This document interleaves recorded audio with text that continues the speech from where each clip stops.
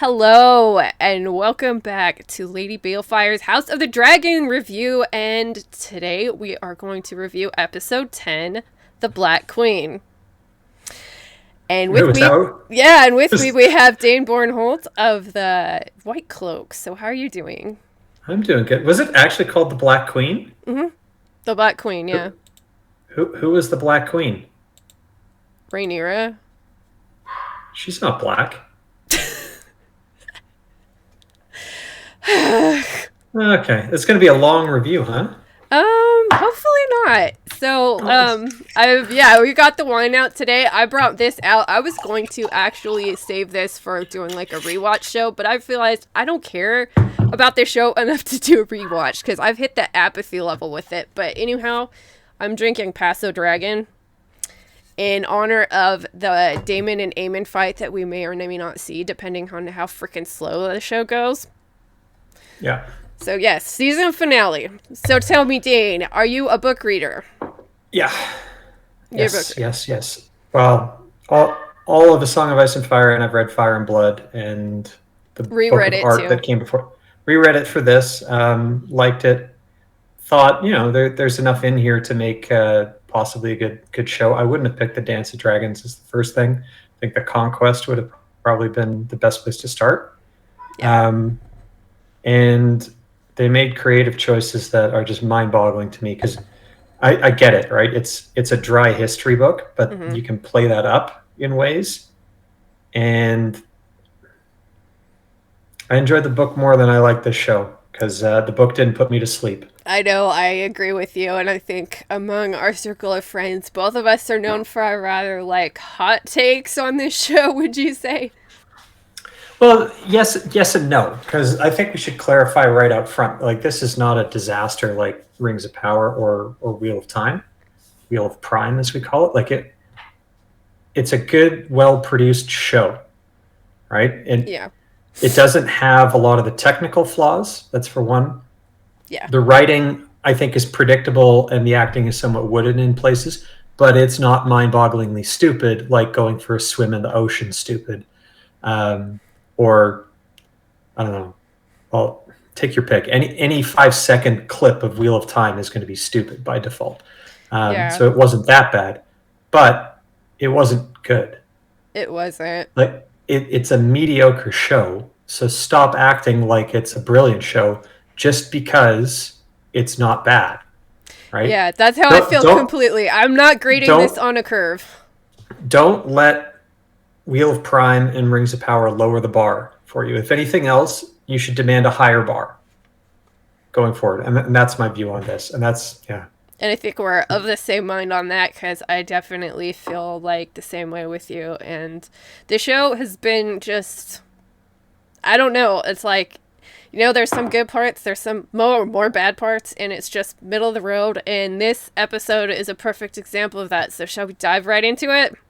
Yeah, I guess at the outset, what I was worried that this show was going to do is milk this section for as much as they could. I think they've done that. They've milked Fire and Blood because they're dragging out episodes to the point where you do want to fall asleep. But there are some pretty intense action sequences, right? All the dragon fights. And that's what I'm worried that was always going to be their plan. Was basically to take what's ostensibly maybe 80 pages of historical description or whatever in a book, drag it out for as long as they can, and then dangle a big dragon fight in front of the audience. Yeah, here's a dragon fight. Like, forget everything. Like, I was really surprised to win acclaim. Yeah, that this season ended where it did with this just last fight with Aemond and Lucerys. I thought it was gonna go and just stop it at the blood and cheese incident. That seemed like a good stopping point for this, but I don't know. But I don't think they established what you need to establish for that, right? Because what is it, Helena and Crown Prince, is it Aegon? Aegon, yeah. Yeah, Aegon. There's no relationship development there. Like, it's not even if they have any kids, or do they? Yeah, they have kids, but it's like, are they even married? You kind of know that, and I think everything is like that. And it's like a problem that I've had with talking with people about Rings of Power and like Wheel of Time is that like we have read the books, so we know what's going to happen, and we just fill in the details in our mind. If you didn't know, like, would you know? Yeah. So, Now, I should also clarify. I stopped watching this about halfway through. I had to do some catch up. So I think I watched episodes 6, 7, 8, and 9 on 1.5 to 2 times speed. It still put me to sleep, but I might have missed some things. So that Helena, did they make her dim-witted? I'm not really sure how they characterizing her. They're kind of making her like she's done a lot of like kind of on the nose. Because if they're trying to make her slow, I That's had her running at double speed, so I couldn't kind of tell if they were going I for am that. trying to like I've had some people compare her to like Luna Lovegood and Harry Potter, and that could be a thing. She has this kind of like mysterious I'm out in the weeds kind of personality, and so she's really into bugs, and she makes some really bad foreshadowing about like one eye, and I think they're trying to make her kind of like a dreamer maybe, but I don't know. At the family dinner she acts like not an adult, and she plays with the younger kids, and that's why I'm like, are they trying to play her off like she's maybe like Are they going to slow? play her I as don't know. that wood switch who hangs her own hair in Hall? I forget her name. I don't know. All right, who knows? All right, let's go. Okay, so we're gonna start with the freaking like the table. We start with the table, and this table is very famous, obviously in the books, and they kind of But this isn't the same one that we see Stannis around on Dragonstone from the Game of Thrones yeah, set, it's is supposed it? to be the 'Cause- same one But they light this one up from underneath with candles. with candles or That's something like I. but that's new, right? Yeah, I was like, I'm stuck on the table because it's like, dude, it's a wooden table and you're going to put a whole bunch of candles and coals and stuff underneath it. And now it glows. I mean, It'll be fine. it's fine. Don't ask questions, right?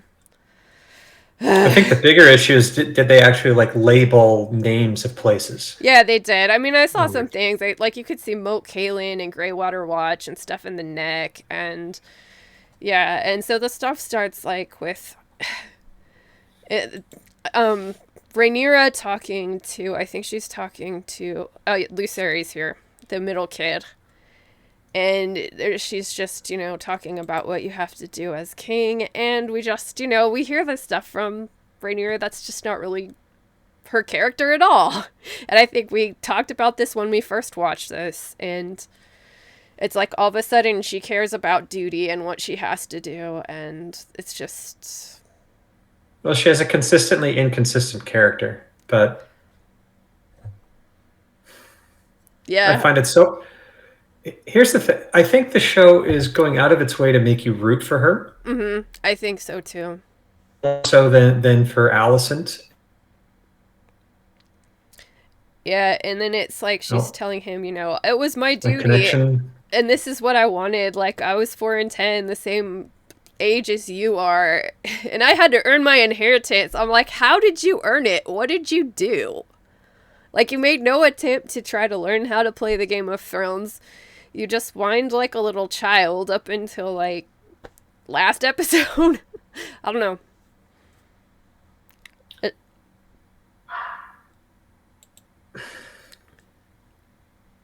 I mean, did you think it was, like, inconsistent to you, too?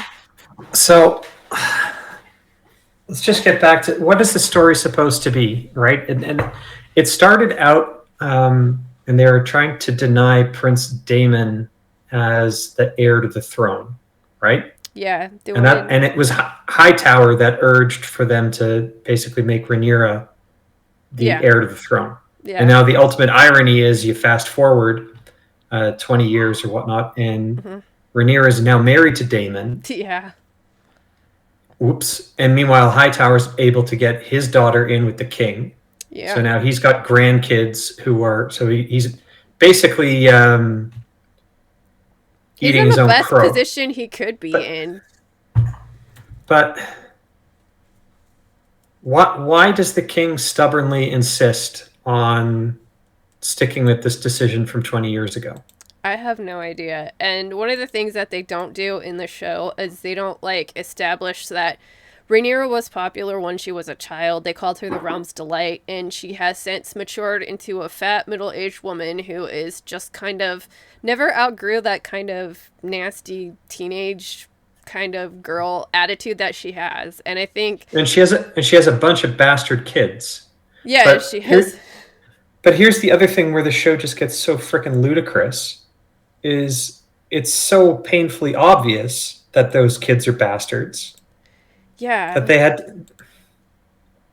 This is where race swaps in shows like it begins to grate on me because it's an actual plot point. If it's not a plot point, like what's his nuts, Nick Fury in the Marvel movies, make it Samuel L. Jackson, give him an eye patch. Who gives a shit, right? Mm-hmm. But with Randall Thor in Wheel of Time, he needed to be an outlier, but not unbelievably so. Yeah. And similarly here, the king it's indefensible of the king in this show to do what he did in the previous episode.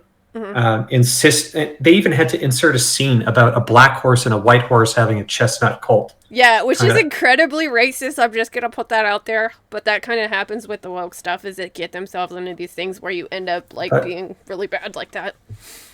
But when there is some doubt behind the allegation that the three kids of Rhaenyra weren't Lucerys Valerians, they're actually, was it Horace Strong or one of the Strongs? Yeah. When there's a hint that it could be on either side, the reader gets, because it is the reader in this instance, you don't know who to root for.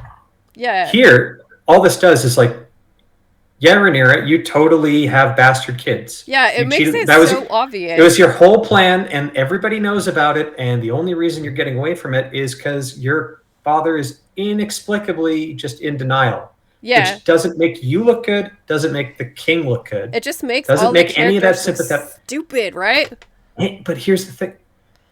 Everybody that's weeping over King Viserys as being a good father, okay, I get it. Mm-hmm. But he's a horrible king. And with his death, he plunges his realm into all-out war. I know. That makes him a bad king and a bad person. Yes. If you couldn't handle it, you should have abdicated or done something else. But he was setting up the realm to basically go nuclear when he died. I know. And that makes him a bad person. I know, and they don't really establish how he's just not a very fit ruler in this show at all. And it's now the book... He's not a good person in the book either. No, not really. But the book doesn't try and make him into a sympathetic father figure. Yeah. They turn him into basically a drunk. Yeah. And that goes in with the guy getting fat and dying of a heart attack instead of getting leprosy that kills him for 25 years in the throne. But which is anyways. Yeah. So Viserys, not a good person, not a good king. Nope. Can't root for him. Rhaenyra, you also can't root for her because, can you blame the Hightowers or Alicent or anybody else for basically thinking that their throne is going to get usurped and sent to bastards? Which maybe we as a modern audience don't really give a shit about that, but the characters in the setting do actually care quite a bit about bastardry. I really don't like how they kind of they make the women's friendship more important than their own interests in protecting their children. It's kind of silly. So then Rhaenys comes back. Yeah. Oh my goodness. She just did 9/11, right? Yeah, she just did 9/11 in the kingdom and Seven Kingdoms, and she's here. Oh, on the team we're gonna cheer for. You just 9/11 King's Landing. Yeah, and it's so funny because everyone is saying oh, what happens at the end of the episode? Oh, that starts the Dance of the Dragons. Not what happened in King's Landing. Okay. How did Viserys die? I could not say.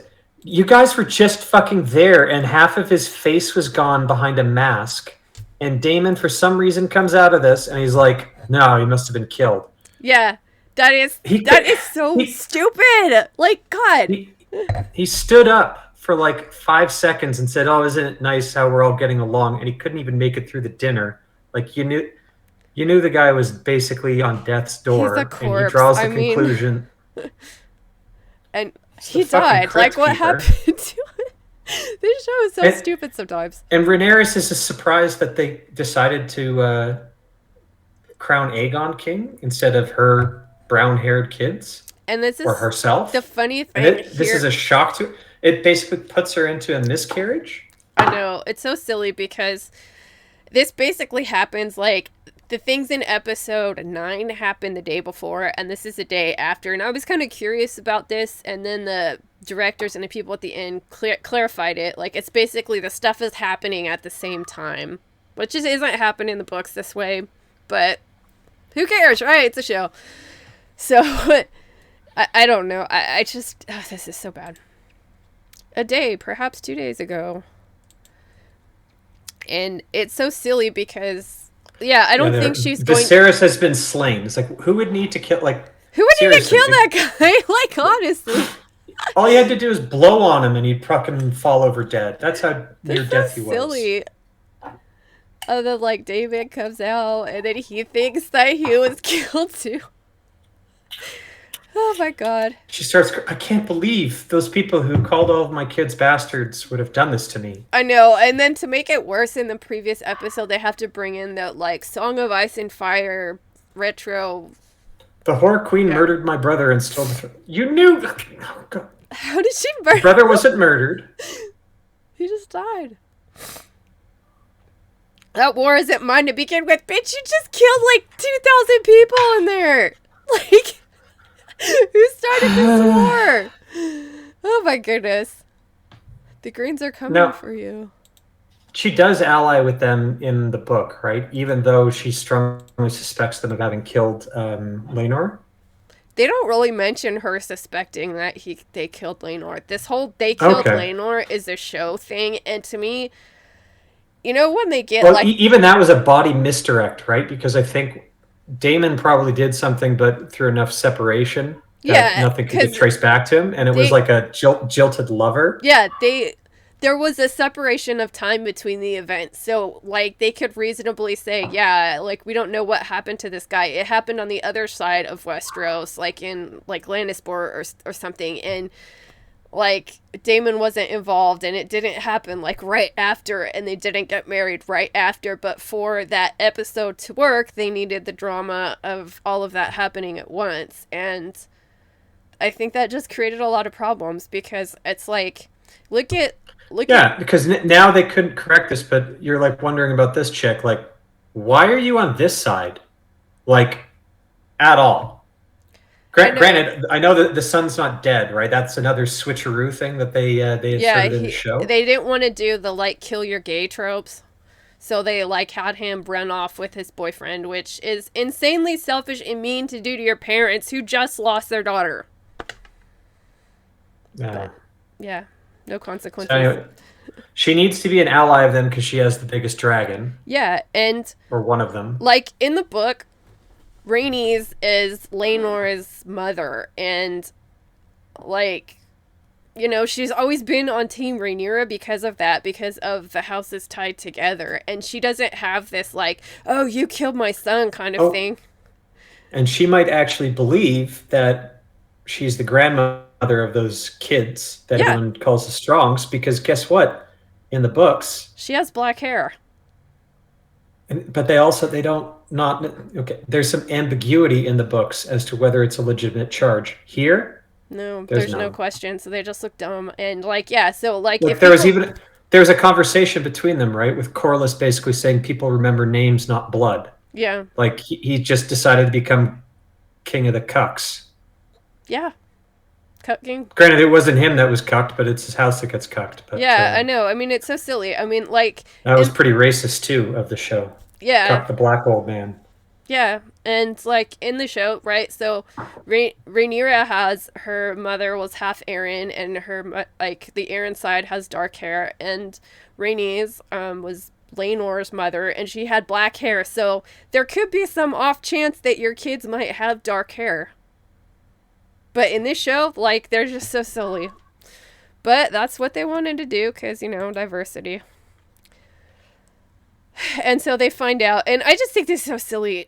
Like, all of a sudden, she hears the news, and then 2 seconds later, she's having, like, birthing pains. And then it goes on to our second wonderful, like, birth scene in this show. Yeah. And Yay. Can we skip it? Yeah. Can we skip ahead of this? Like we're probably gonna take too long if we don't skip a bunch of this stuff. No, we do. But You can feel free this to is talk over gratuitous, it. and well, no one needed to see this too, right? And it's like, okay, Yeah. you have a source book, you have a source material.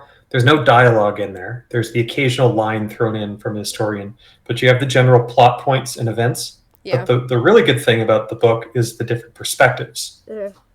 Because it's a historian coming from different sources, and sometimes you get the same event told from different points of view, and there's some dispute over what actually happened. Completely ignore that and the rich opportunity that does. But in order to fill in the time you need for the show, why are they giving us all of these fucking gross birth scenes? Because they want to demonize the idea of pregnancy and motherhood and the family because they really just hate women, I think. Or they hate, like, that idea of womanhood. It's a creative choice that it's mind-boggling to me because, like, who wants to see that? I didn't want to see it. I know you didn't. We watched it together. We're like, what the fuck? And I'm just like, no, thank you. I didn't want to see this. And here's a question for you. Okay, I reread the book this afternoon before doing this, and it says that she was in labor for 3 days, and basically what happened is she found about what was going on in King's Landing, and because she's kind of the spoiled brat personality, she goes into a rage, and that's what sends her into early labor, and she ends up having a stillborn baby. And I don't know. I like the idea of enraged woman who is so angry that she ends up having a stillbirth more than what we got here. What do you think? Yeah, but that doesn't make her a sympathetic character, right? So again, it's like the showrunners are trying to ship us with her, right? Yeah, they want us rather like than her. provide some like overtop. But I think they failed miserably at making Rhaenyra, whatever fucking name, Rhaenyra. Princess Chin. Like they didn't make her a sympathetic character. No. They didn't make her father sympathetic. I think the father was an idiot. I think she was an entitled, spoiled brat who, didn't know what she wanted until she finally decided, she wanted power. Oh, I want to be. And they're not okay. they're not showing any of the negative qualities of her. Like coming up, spoilers. Do you think she's going to sit on the throne and then get cut? No. Because that's a line from the books that was pretty good. She like cut herself on her first time sitting on it, and then everyone's like, "Oh, she's not long for this." I know, and it's so silly because it's like I think what they ultimately want her to do is make her be a victim of the men in here, and she gets victimized a lot. Like, she like lost her kid, and it goes through all the scenes of them like having a funeral and stuff like that. But you know what? They haven't established her as a particular caring mother, so why should we care? Is she going to go nuts and basically estrange Daemon from herself as she does in the story? I don't see it. I don't see that happening. I mean, like I pointed out a whole bunch of times, it doesn't serve the story to have Daemon be like a incompetent nincompoop, basically, like he is in the show, because he's the brains behind the Team Rhaenyra. It just doesn't make sense. Like, and here's another scene that doesn't make sense at all either. It's like you have the Kingsguard, and there's 2 Kingsguard with them, and they bring them out, and Daemon brings out his dragon, and they're basically like, hey guys, like, are you on our team or not? And here's another example of crappy CG in the show, because the lighting, like, just does not look right with this, and it's just like, why did we have this show? Like, or why do we have this scene in the show? Filler. It is. And then some more birth, and more birth, and more birth. And the whole time, oh god, I don't want to see that. Yeah, let's skip it. Okay, right. But here's the good point to point out, and I think we talked about this when we watched it together, is that we have gone 15 minutes into a, like, pretty much hour-long show. So we're quarter our way into the show, and what has happened to advance the story in the show? It's like we got nothing. Like, we got a whole bunch of expository, like, dialogue between, like, the prince and Rhaenyra, and they learned that the king died, and that's it. No, and she went into labor. The king was murdered. Yeah, the king was murdered. The king was so healthy when I saw him last. I know he was murdered and usurped the throne. Who would have thought that the last time that they met, one of the kids lost an eye, and then Alicent like a fucking mad woman, demands the other kid's eye get put out. Who could Yeah. have ever seen conflict coming between two sides of this family? Like, This is like a funny scene. Like, oh, so we have Prince Eric, or Prince Eric. I'm thinking Little Mermaid. Sir Eric. I don't remember if it's Eric with an A or an E. Comes to who bring. does that? Okay, that's another. That's not a critique of the show, right? Because it was actually in the book. Yeah, But Sir Eric and Sir Eric. that is If you got twins, don't do that. That's a just dick don't. move. Yeah. But you know what's funny here? As I've noticed, now this was an episode where I noticed actual production mistakes, and there's a production mistake here where Eric, his knees are wet from kneeling, like they did this scene a few times and didn't think to have put something down so his pants didn't get wet. There's also some audio issues in the show that I noticed, and I'm just saying this as an audio engineer, so I'm just saying that I did notice some production issues. So I was pretty surprised at them, actually. But if that's the only one that you found, That's probably, in comparison to other things we've seen, that's probably not bad. it's pretty damn good. Okay, I'm gonna stop it here because, like, I don't know if you noticed this. The vows that he swears to Rhaenyra, do they remind you of anything? No, but I've had too much to drink already. They're the Night's Watch guard, like, words. I shall hold no lands, father no children. Well, there's some parallels, but yeah, they shouldn't be taking the same fucking I know. words. I'm just like, God, you couldn't think of anything else, or just maybe like declare yourself to her. I was just like, that's so dumb.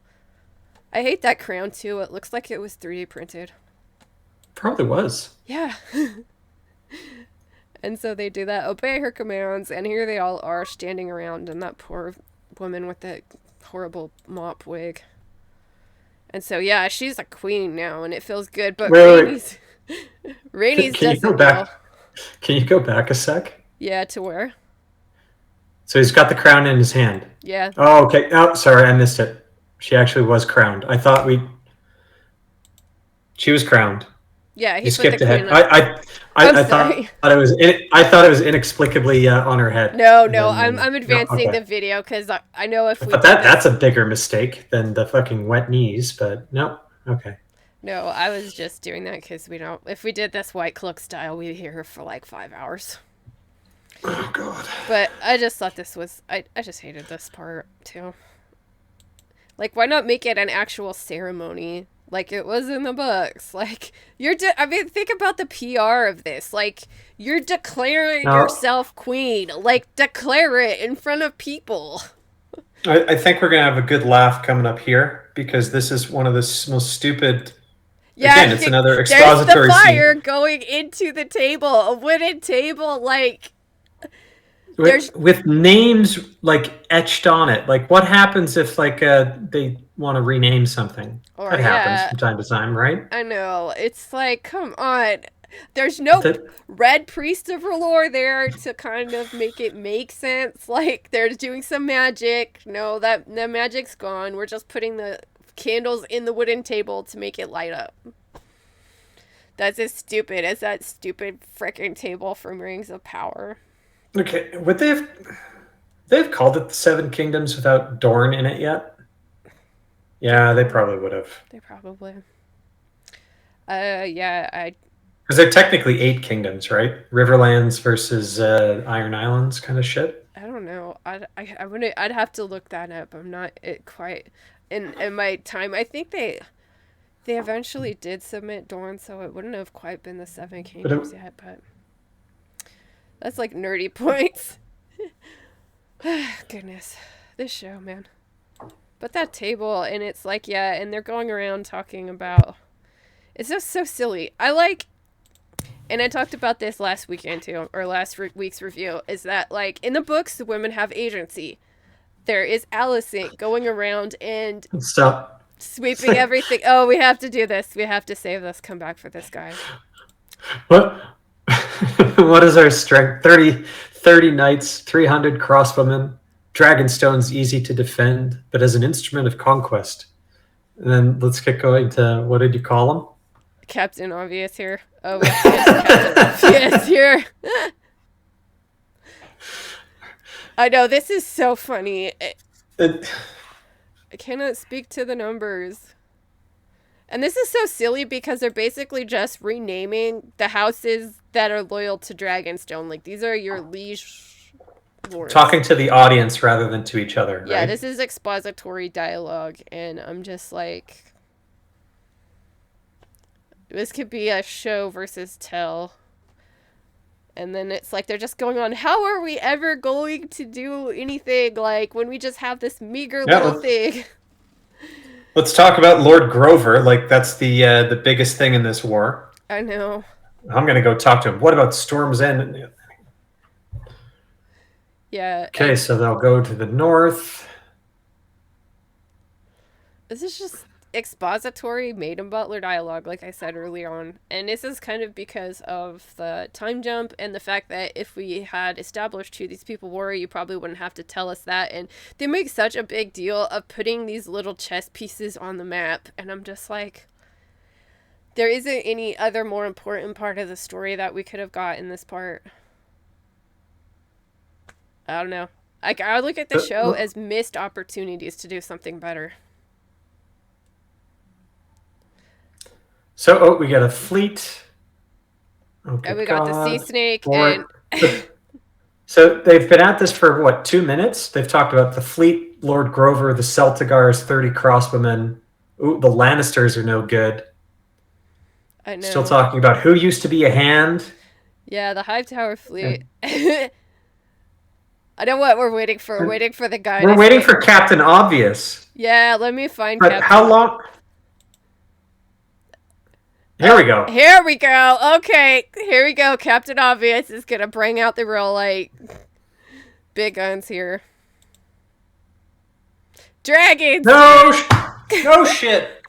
It took them like 2 minutes of exposition for one guy to come and say something rational. Dragons, like, bro, dragons! You wouldn't start with that. And you know, you wouldn't feel like you march into the throne room and they say, well, we've got 12 dragons. How many do they have? Start with that. Hey, you want to do something cool that actually makes a character look really smart and competent? Why don't you do what they did in the books and have Rhaenyra point out the fact that they have all of these dragons? Because she says that in the books. Like, hey, we have dragons. Like, why do we care about, like, this small garrison we have on Dragonstone? We have dragons and more dragons than they do. Give her an actual power moment rather than make her look like they gave it to Captain Obvious. Okay. Yeah, and then they start talking about the dragons, and yeah, we have these dragons, blah, blah, blah, dragons, blah, blah. And this just goes on and on and on, and we're still at it, and he has some dragons, and I'm just going to fast forward it, so don't think that this is just going weird. And yeah, he goes out, and now she gets, like, mad because he's going to start doing things. Somebody's being proactive. Been cited, but they know it's sailing for them, but immediately they think it's Otto Hightower. Okay, these bridge scenes need to fucking end. You know what this is? It's like, I said this before, the real star of modern fantasy adaptations is the hallway, and this is just an outside hallway, so we have to respect that. But obviously, this is like, what was it, episode 1 scene where Rhaenyra comes down and says, hey, give me that dragon's egg, because it belonged to my dead brother. And Daemon just throws it at her. Like, we're supposed to think that.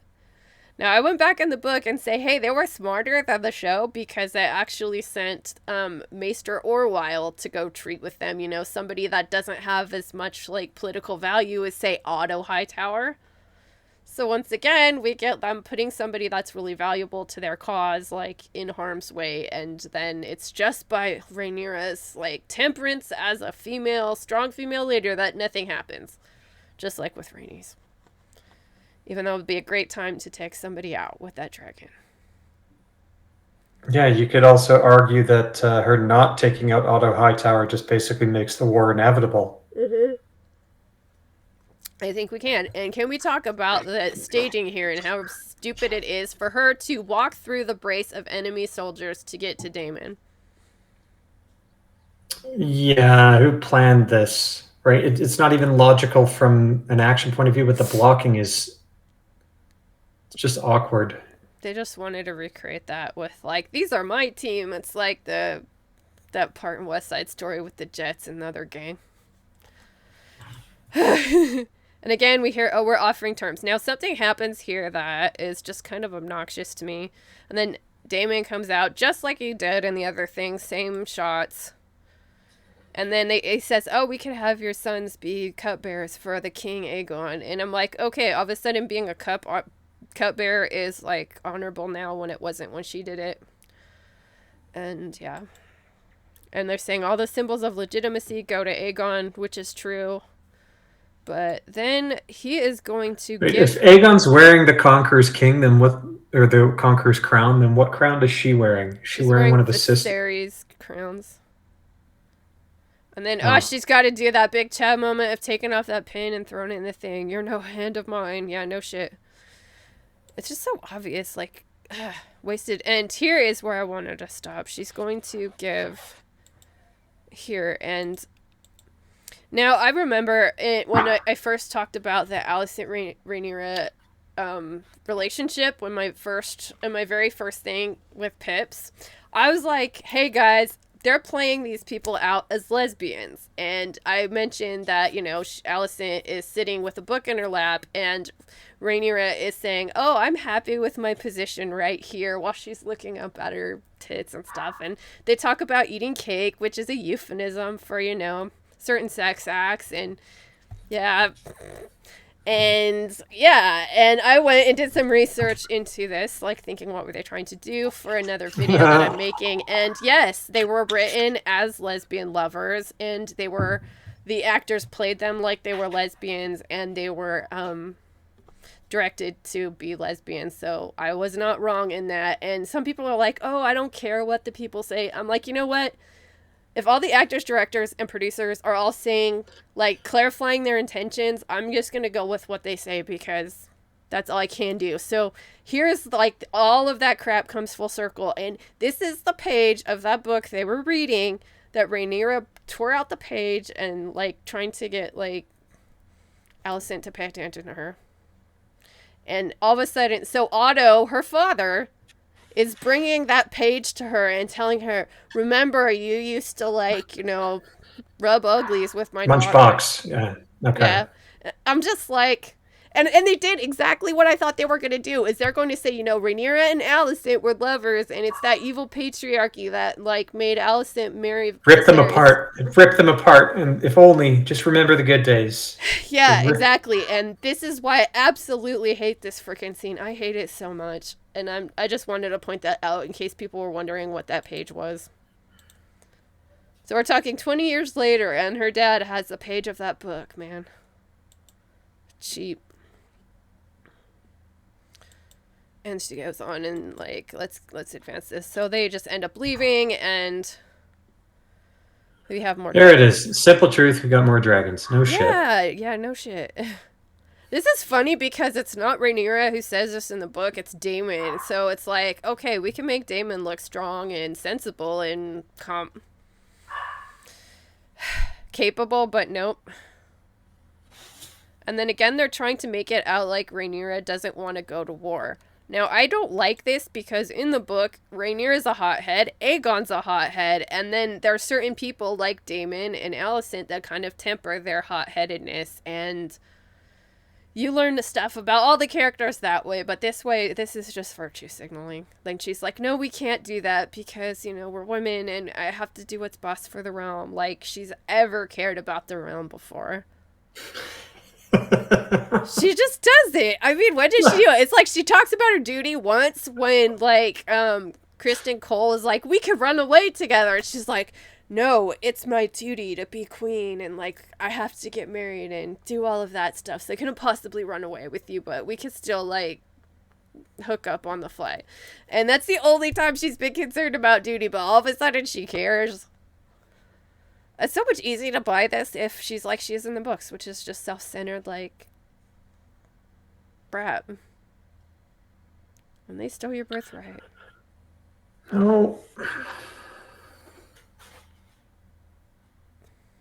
I should declare war because I'm angry. No, it's your duty.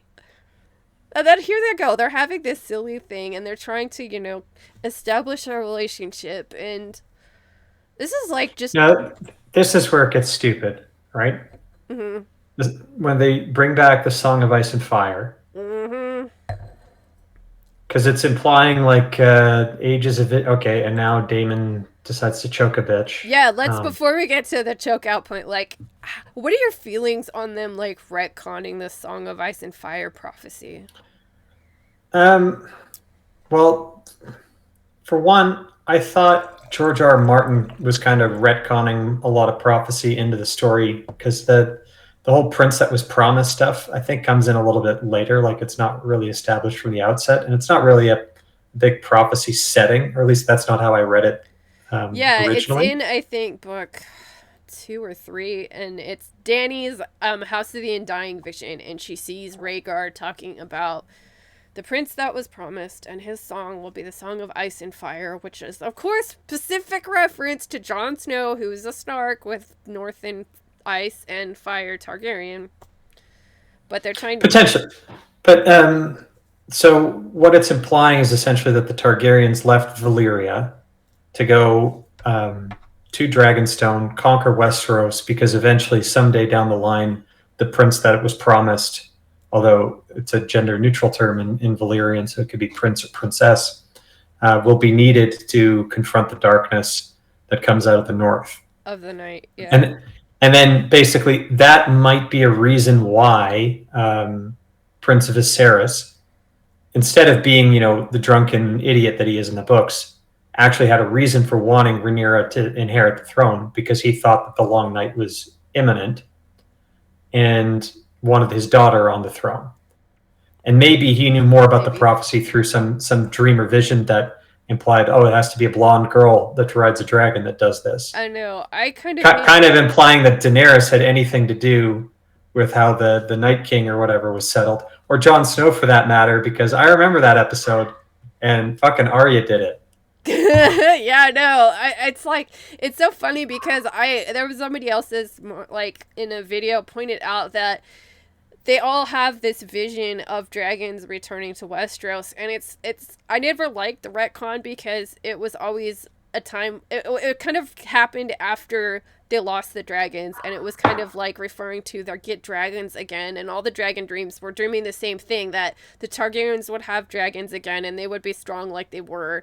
And like, to put it at this point it makes no sense. They've got lots of dragons. They have all the dragons. They have all the power. Why do they need this? And it's like, why did you do this? There's like a whole book of Dany's the Dreamer thing, and you could just make a new prophecy from that. So one of the lore things here too is the fact that, like, George R. R. Martin did a really great job about creating verisimilitude, which is, making it similar to the real world, and he goes and tells the Long Night, and he works it into the mythology of different places in Essos, like different kingdoms. That's like they name the last hero or the prince that was promised after like their country or something like that. And I don't remember Valyria having any kind of Long Night, either myths or legends or anything with that. I don't think Valyria existed when the Long Night happened, which made me think this is a little kind of silly too. Do you have any thoughts on that, or? Arya, whatever it is, Arya did it. What does it matter at all? It's up with Arya, right? Yeah, kind of like that. I feel you there, but then we get to this. Well, it's more. You already know how it ends, so why are you even bothering? Why are you bothering all this prophecy stuff? Well, they're not retconning it. But that's the only achievement, right? But why play it up, right? Because the original show didn't, right? To the extent, well, they brought it up. It was a plot point, and then they just what's the line again? They just sort of forgot. That, it's kind of a character motivation for Daenerys because of what happens in the House of the Undying, and it kind of is a way to bring her back to her Targaryen heritage in Westeros, but. And the hope is still for book readers that the three-headed dragon actually is a thing, right? Yeah, that comes that maybe it turns out that the prince that was promised isn't not just ungendered, but it's also plural. Yeah, it's multiple people. So it could be Jon Snow, it could be young Griff, it could be Daenerys, and my favorite theory still is it could be Tyrion. That would be so freaking cool if it was Tyrion. I'd even go for Fagon. I'm kind of a Fagon fan. He kind of gives me like Fake Aegon. Yeah, yeah, Fagon. yeah. You like Fagon, you know it. Okay, Eh. and back to this part. Oh my goodness. Okay. So now she realizes that her father didn't even share this dream with her brother, and he thinks that this is all a bunch of gobbledygook and nonsense. But it kind of leads me to think that, okay, maybe Viserys, the reason why he wanted his daughter to inherit is because he thought from his visions that she was Daenerys, or the Yeah. Daenerys figure. And that could be a reason why, he'd be so obstinate, being like, nope, she must inherit the throne because she's needed for the war to come. Yeah, which is kind of And sad because the visions that people have, like after this, the Dance of the Dragons, when they start having the same dragon dream vision, they actually get more specific the closer they get to Dany being born, which is an interesting literary trick that George did. But does it matter in the well, show? No. just wait for them to, like, in season 2, find the lost diary of Viserys where he spells all this shit out. But I mean, Yeah. So, what do you think about but, Daemon choking her out?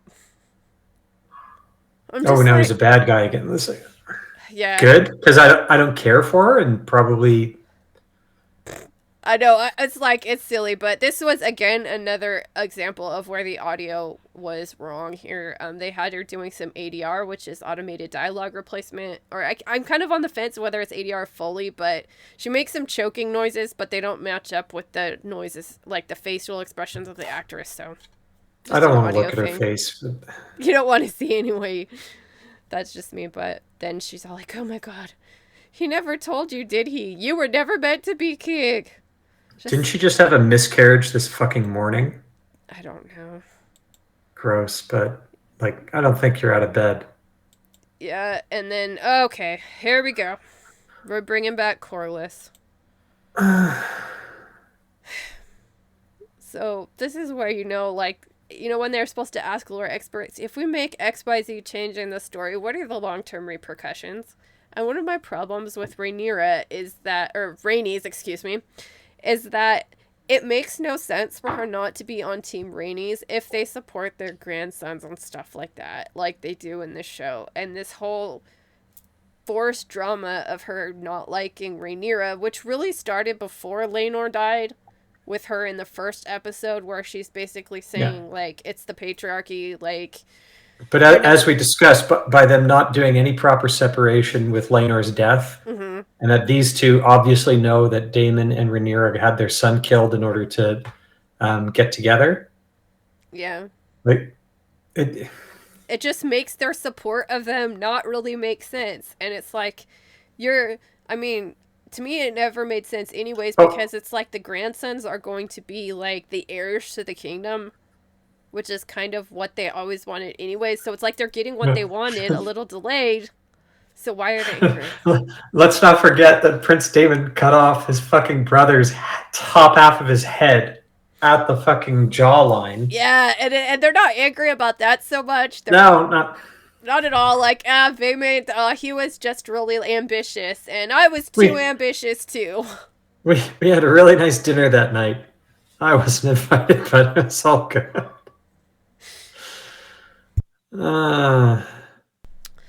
Yeah, and they're bringing it back too, where it's like it wasn't like your throne, like it should have been your throne back in the day. It was robbed you, and it was robbed from you. Maybe there's and they just do that again. That's not how it went.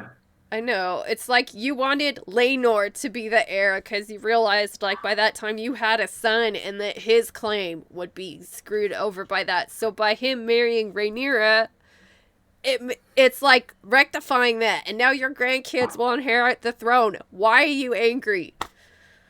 There we go. Yeah, and then they come out with, the girl destroys everything she touches, so we finally know. And that girl is holding the realm together, and he comes out. Yeah. And they're trying to blame, it's Daemon that wants to go to war. Rhaenyra's the only one who has restraint. I hate that. And like we said, that's a lore break. Like, Rhaenyra was the crazy, like, frickin' Karen wanting to speak to the manager. But they can't have that in Happy Feminist Land. And then, of course, in this part, like, Corlys comes out, and they're like, yes, we'll support you. And this is so funny, because Corlys and Rhaenys come out, and they're like, they say, hey, we're gonna support you now, Rhaenyra. And then, like, it's like they say everything that Daemon wanted to do, but Rhaenyra's like, no. And it's only when Corlys comes and tells her what to do that she actually does anything. So it's like she can't do anything until a man tells her to do something. I'm very sorry about your father. He was good. He was also the crypt keeper. Mm-hmm. And he was a terrible king that his own bad decisions led to this position that we're all in. Including the death of your brother. Yeah. Who, yeah, and then Prince Daemon is the one who fucking hacked his head off. Yeah, exactly. But it's okay, because he likes his son. So this is another, like, expository scene. We get a lot of maid and butler dialogue where, like, we're informing the audience we're not doing anything. So let's just let that sink in for a bit, right? Lord Corlys's brother just got his head hacked off by Prince Daemon. Mm-hmm. And Lord Corlys is like, yeah. That's cool. It's all good, bro. But he did it because those brown-haired white kids, those are my grandkids, because blood doesn't matter. Names do. Just names.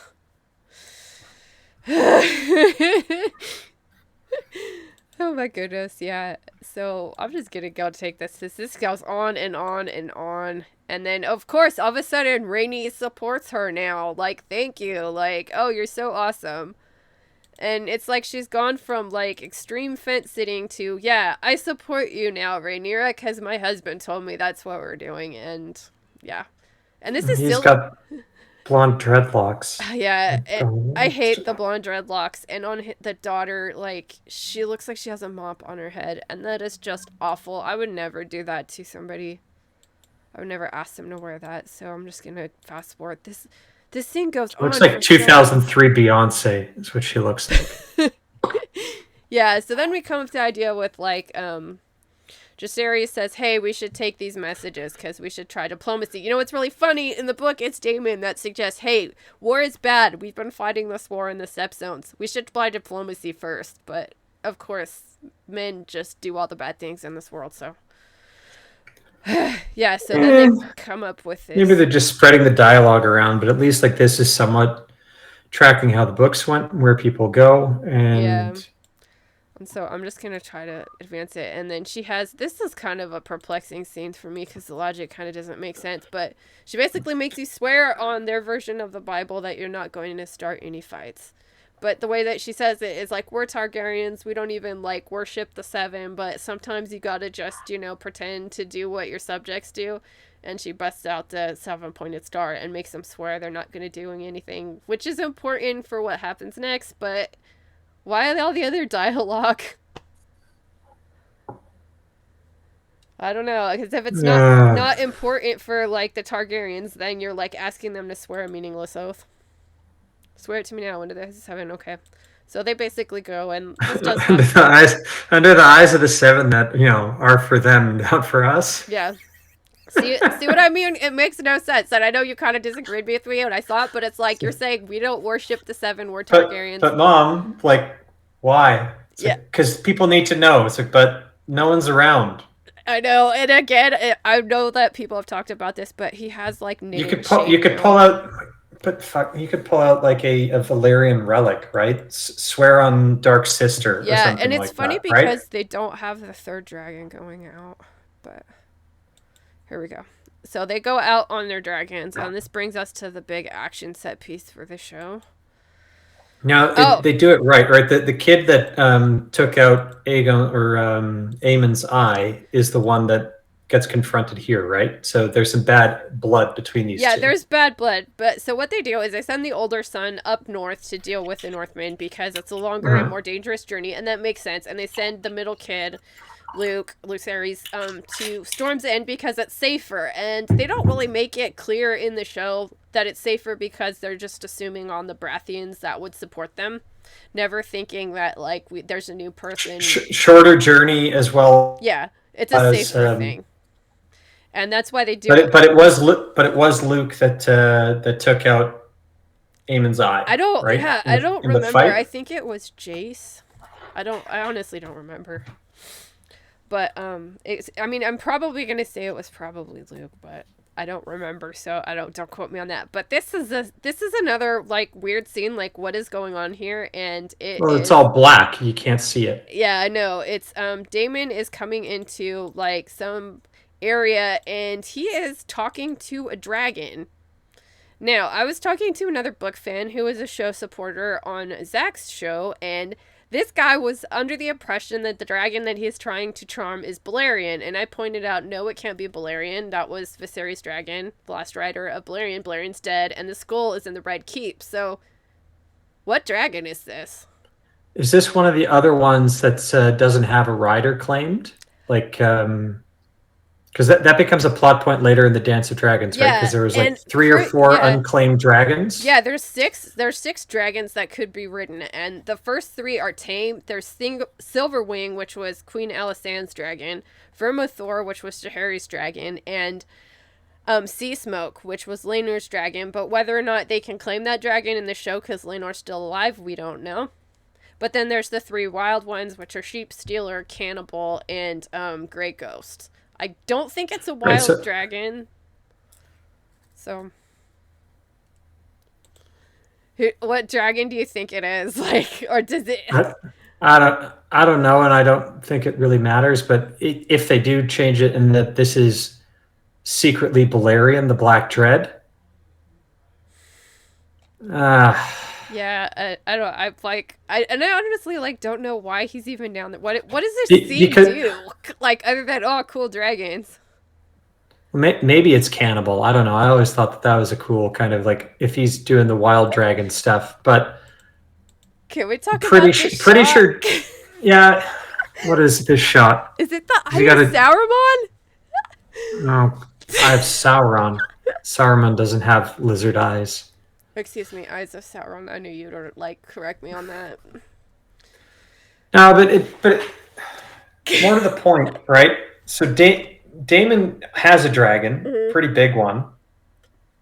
He wouldn't be going out trying to find an additional one. Yeah, they don't need it yet, so they're not even trying to do it because they're like, hey, we have the kids' dragons and they're big enough to matter, and we have our if anything, they could be hinting at it, right? That there are more like save it up as kind of a plot point, and better. What would be a better scene, essentially, Lady B, is instead of hiking to this cave somewhere where a dragon spits fire, he hikes to the wilds on Dragonstone, and then he sees the 3 wild and 3 unclaimed dragons still flying around, and he's got someone to talk to, being like, we have 13 or we have 12, but exactly. If we get the right people, we could have 18, right? Exactly. Do something like that. That gives us information other than like, why is he in the cave? What is he doing? We don't know. It's just to me that's like member berries. Look at dragon. Like, here's what you get for having to watch that, like, abortion, whatever. And so it goes next, and Jace is arriving at Storm's End. Now, I know when we watched this that we both kind of liked the next scene here where he goes into the, like, what do they call it? The round hall in Storm's End and speaks to Lord Baratheon and kind of presents his thing. And I agree. I think that for the most part, that part is good, and it came from the book, and I think it's even the same thing. And it even it's accurate enough that like the Baratheon Lord like wasn't known as man of letters, so they have the Maester reading it to him because he's kind of illiterate. But there's there you go. Bigger fucking dragon in the background. Yeah, so that shows you. I mean, that's what happened, and they're kind of like, hey, something's wrong here. But there was one part that was missing from this scene, and I don't know if you picked up on it, dude. And it's the part with the Baratheon daughters.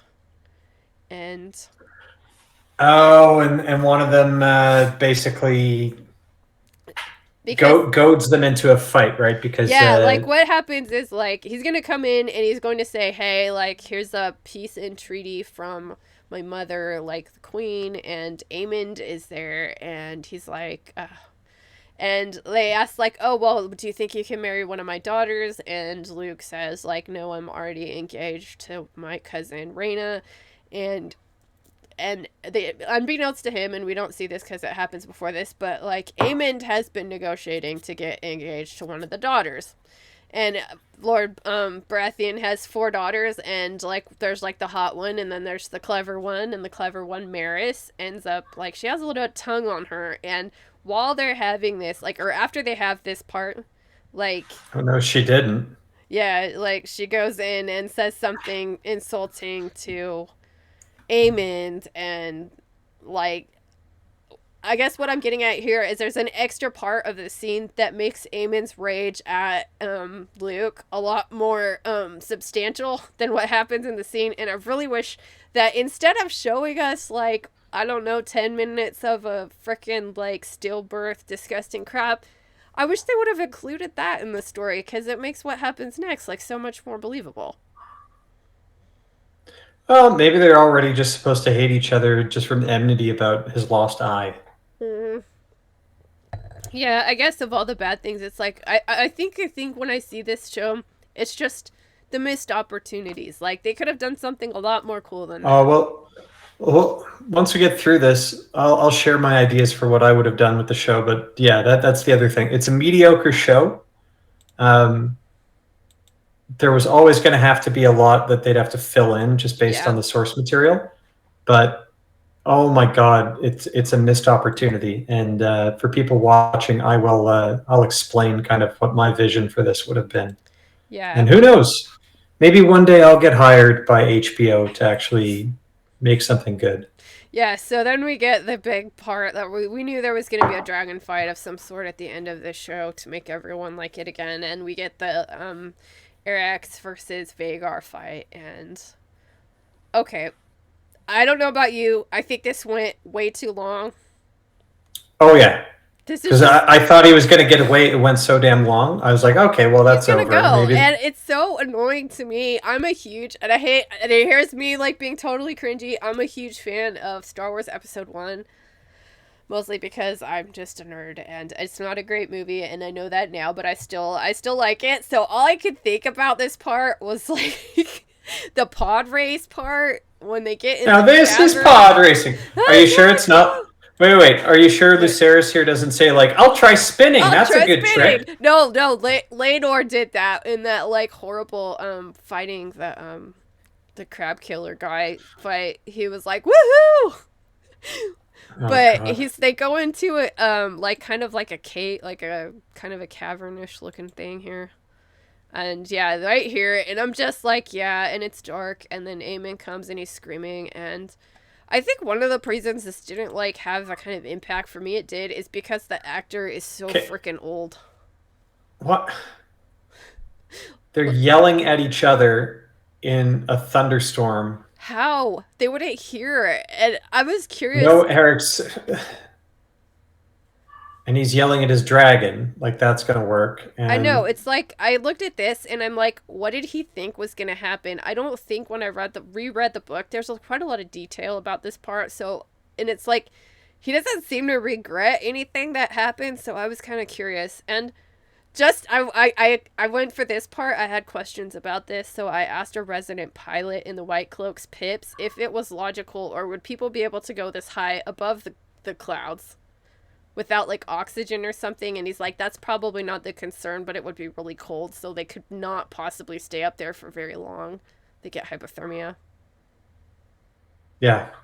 And now the dragon fell apart in pieces. Yeah, And oops, he and he's feels like, bad. oh my god, I just wanted to scare him, like, Whoops.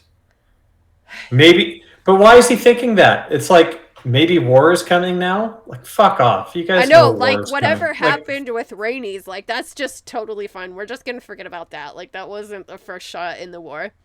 And then they go and then they tell Rainier, just because 9/11 happens doesn't mean you need to declare war. I think that's the message. Probably. I wouldn't doubt it. But then they come back and then they tell Rhaenyra we get the glowing table, and then she does this like kind of turn around and she's seething. But the problem is, I just don't care. Do you? Well, no, because I'm more sympathetic with Alicent in this whole fucking story than I am with this chick. I know, it's like in trying to make Alicent and Rhaenyra both victims of the patriarchy in the show, it's like they have done themselves a disservice, and I think they've just really lost the plot on that. So, I mean, I knew they were going to do this for the end of this show. I wish this would have happened earlier and they would have included the blood and cheese episode, because that just sets the scene for the, like, Civil War, but I think it's probably going to take at least another episode or two before we get to that, going by the pace of the show. You're going to make me watch this in season 2, aren't you? You know what? You're a gentleman for watching it this much for me, because I know you're like, I think I asked you to do the reviews when Pip said, oh, do this by yourself, and I'd hope you would, but then you'd stop watching it, and I'm like, I totally... It was just boring. It is, right? And I agree. And I'm not even sure if I'm going to watch the second season and do these kind of in-depth reviews on it, because I just don't care. Like it doesn't get me so wild up that I hate it so much, and it makes me even more sad because George is like okay with this stuff. So wait for you, George. So let me share now what I probably would do with the show. Like, okay, before we get there, let's quickly. So what would you rate this episode on? Like on a scale of 1 to 10, what's your rating for this episode? It's a 6. It's a 6. Like it's middle of the but on your bell curve, right? It's a C+. It's nothing special. Like it's not a 1 or a 2, which is what all of Rings of Power and Wheel of Prime would be. Yeah. But that doesn't mean that this is a good show. Like this is not comparable to the first 3 seasons, maybe 4 seasons of Game of Thrones. I think Game of Thrones, it went off well. I gave it the benefit of the doubt when it started going downhill, because I don't think Feast for Crows or Dance of Dragons are as good at books as the first 3. Yeah. But I was beyond disappointed when the show didn't do the Lady Stoneheart ending to is it Storm of Swords? Clash of Kings. Storm of Swords? I think it's Clash of Kings. I don't remember. Clash of honestly. Kings. It's alliterative, and the names are the third book, at the end of the third book, whatever. Yeah. But I thought that, like, you get a fray, you get him going up goes, and who does he see at the very end? And you have the ghastly Catelyn Stark with her throat cut out, and she's like zombie Catelyn. Yeah, I think what's important... I want to read the next, but like that's kind of it. And I thought that would have been such a good moment. And then instead they ended the season with Arya sailing a ship to Bravos, being all like, hey, I'm on an adventure. And like, man, and I hate that, because the interesting thing with that whole thing is it's sort of like, it's part of the whole theme of revenge, and they have several characters that are on this like kind of revenge arc. You have Arya, who's like dedicating her life to the like faceless men, and she's learning like the kind of like, who am I to like mete out life and death and what that means. And then you have like characters like Oberyn Martell, who became so obsessed with revenge for his sister's death that he could have... Oberyn's a side character. He's in, and he's but killed. He's not major. I mean, he's like one of the statements that Martin uses to talk about revenge, and then you have Lady Stoneheart. But what I'm saying, what I'm ultimately saying is, so I really like the early seasons Game of Thrones. They had really great source material to work with. By the very nature of the source material, Fire and Blood for this series, there are parts that are very, very good, but it's not the same thing. Right? It's not a narrative story. It's not a novel where you go in with the actual scenes and dialogue. It's his background. It's his appendices, if you want to draw a parallel to Rings of Power. But it's told in a very interesting way, which is a big book of a maester. Yeah, which we'll save that discussion for the next part of our conversation. So, do you? There are parts of it that I like, but I mean, you could only do so much with it, because all of Fire and Blood, no matter how certain parts of it are good, but it's not a literary gem like Yeah, I The agree. first three books of A Song of Ice and Fire. And I've So mentioned this in my other reviews too, is that like the stuff that like it's never going to breach an 8 because you can't. yeah, and it's like the books they were going with the dialogue for that first part, the first few seasons of the show were just straight out from the books, and they don't have that in this show. So I It's think scene for scene from the books, and where it ends up making changes because they had George R. Martin involved in the production at least until season 5. There are things in the books I found confusing on the first read through, and it made. And then when I saw the show, I was like, "Oh, is that what yeah, happened?" And then I go reread the books. I go, "Wait a second, how the show did it made more sense. yeah, How Arya was the cupbearer for Roose Bolton, but in yeah, the show, they made her the cupbearer for Tywin Lannister. So they cut that whole kind of segment out of it, and the fact that Arya was in Harrenhal and had like 2 or 3 like Revolution people in different control come through, and she navigated that. I thought the show simplified it, and I thought the show did a better job of actually communicating that yeah. than the books did. And I think Martin agreed with that, and that was one of the things that he liked about working on the show was he was able to actually Fix some do a stuff that he retcon. did, and like none of the retcons they did was an ages thing with the 5 year gap. But Yeah. we'll save that for the next conversation we'll have. But thank you so much, Dane, for coming out. And is there anything you'd like to plug for the Whitecloaks? Ooh, I think we got a rewatch coming up this week, either tomorrow or Thursday, when it drops on YouTube. Wait, Yeah, you tomorrow is guys. Thursday. Yeah, tomorrow's Tomorrow Thursday. is we're filming the next one on the weekend. That's all. That's all I need to get out of bed for. So yeah, Awesome. rewatches Yeah. almost done.